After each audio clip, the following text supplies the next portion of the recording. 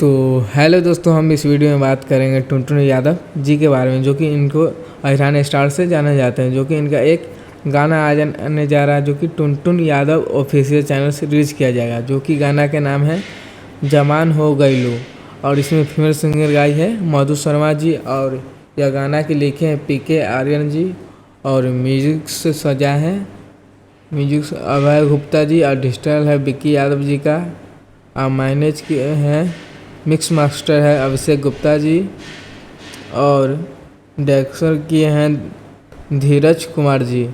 तो दोस्तों, यह गाना कमिंग सून का पोस्टर अभी आया है, जो कि टुनटुन यादव ऑफिशियल चैनल से रिलीज किया जाएगा।